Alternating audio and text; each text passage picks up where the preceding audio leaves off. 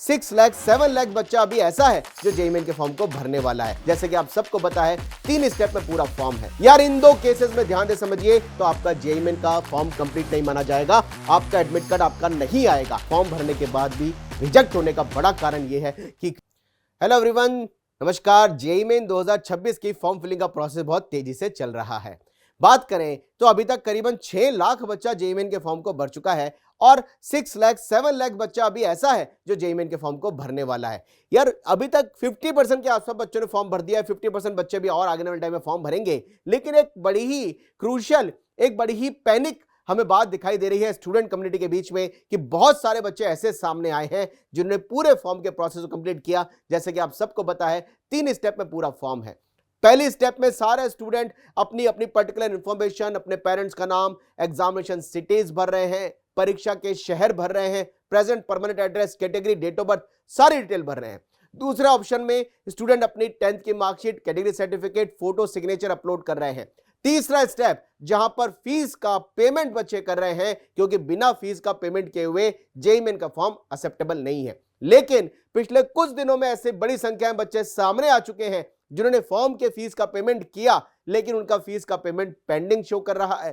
कई बच्चे ऐसे सामने आए जिन्होंने फॉर्म का फीस का पेमेंट कर दिया, पूरा फॉर्म कंप्लीट कर लिया, कॉन्फर्मेशन पेज का प्रिंट आउट भी निकाल लिया, उसके बावजूद उनके मोबाइल पे मैसेज आता है कि आपके फॉर्म का जो फीस आपने पेमेंट किया है वो आपके अकाउंट में दोबारा क्रेडिट हो गया है। यार इन दो केसेस में ध्यान दे समझिए, अगर आपका फॉर्म का फीस का पेमेंट पेंडिंग है, अगर आपका फॉर्म का फीस का पेमेंट आपने कंप्लीट कर दिया है लेकिन उसके बावजूद अगर आपका पेंडिंग शो कर रहा है तो दोबारा फीस का पेमेंट कर दीजिए, क्योंकि फॉर्म का फीस का पेमेंट अगर आप नहीं करेंगे, केवल आप 2 स्टेप भरते हैं तो आपका जेईई मेन का फॉर्म कंप्लीट नहीं माना जाएगा, आपका एडमिट कार्ड आपका नहीं आएगा। दूसरा इंपॉर्टेंट बात, अगर आप मल्टीपल पेमेंट कर रहे हैं तो ये मान के चलिए आपका जो फीस का पेमेंट है वो एक ही एक्सेप्टेड होगा, बाकी फीस का पेमेंट आपका रिफंड आ जाएगा, उसकी चिंता करने की जरूरत नहीं है। लेकिन वो बच्चे जिनका फॉर्म भरने के बाद, कॉन्फर्मेशन पेज आने के बाद भी उनके अकाउंट में दोबारा से पैसा आ गया, इसका मतलब एनटीए को वो पैसा नहीं पहुंचा, क्योंकि हम जानते हैं कि अलग अलग